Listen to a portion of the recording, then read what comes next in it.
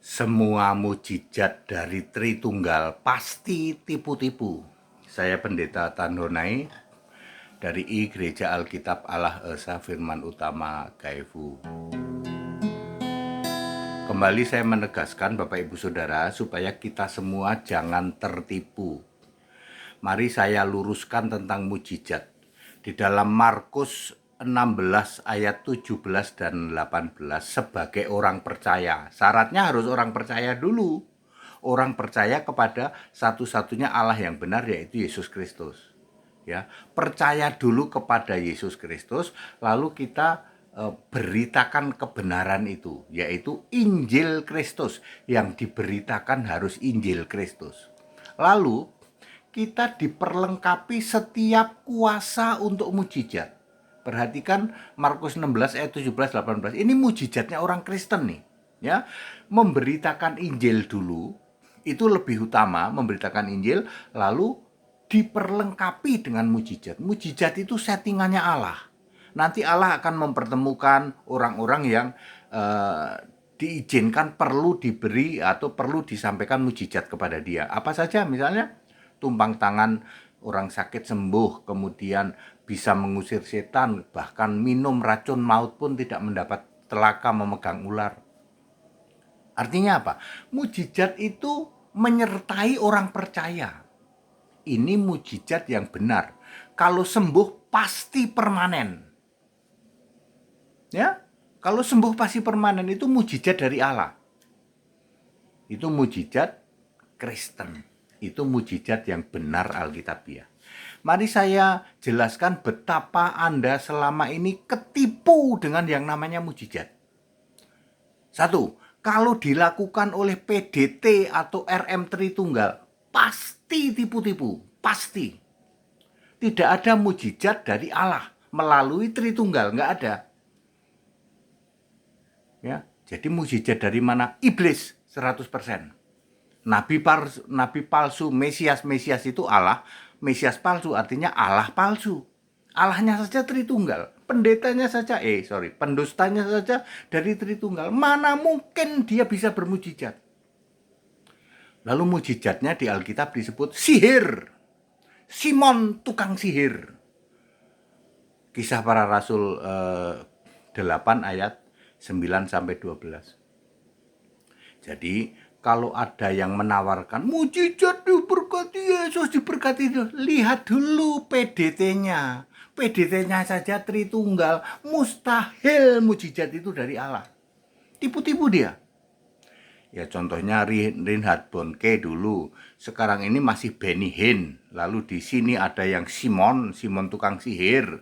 Lalu ada siapa lagi ya toh? Risoles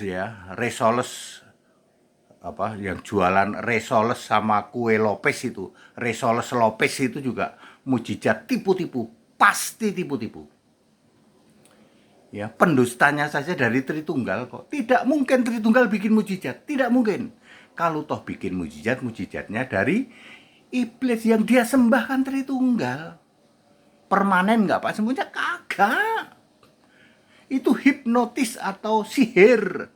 Catat baik-baik saudara-saudaraku dimanapun Anda, terutama di daerah-daerah yang belum paham. Mujizat, Yesus, bohong. PDT-nya saja, pendustanya saja penyembah Tritunggal. Mujizat yang benar itu dari Yesus. Jadi orang Kristen sejati dulu memberitakan Injil Kristus. Dalam mujizat tipu-tipu yang diberitakan Injil apa?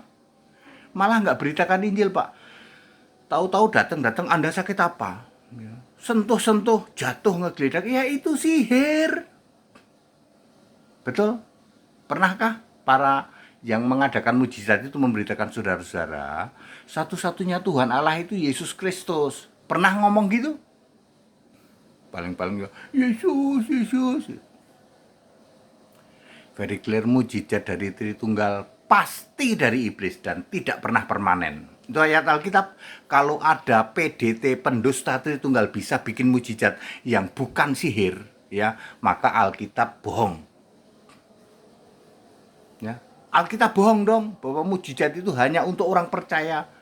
Ya, disertakan kepada orang percaya dan mujizatnya permanen. Kalau orang-orang yang ngaku Kristen, para PDT pendusta dan RM Raja Muter-Muter, sok hebat ngaku bisa mujizat, maka dijamin pasti tipu-tipu. Ya, saya kasihan kepada kalian yang ya namanya gimana ya, orang mau cari sembuh. Itu tidak permanen, Pak, tidak permanen ya. Alkitab mencatat ya mujizat-mujizat dari orang Kristen yang benar, contohnya dari Petrus ya, demi nama Yesus ya, bangkit dan berjalanlah. Yang lumpuh benar-benar sempurna itu ya, yang mati beberapa menit dihidupkan oleh Paulus beneran ya, orang lumpuh berjalan, orang buta melihat, itu beneran. Tapi kalau dari Tritunggal ya bohong, nipu, 100% nipu. Itu dari iblis, itu disebut sihir di Alkitab.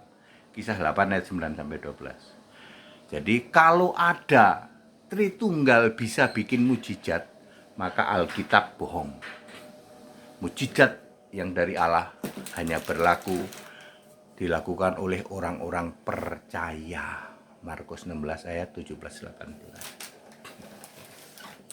Very clear ya. Ya, sembah Yesus Kristus satu-satunya Tuhan dan Allah itu. Back to the scripture, kembali ke Alkitab. Haleluya, amin.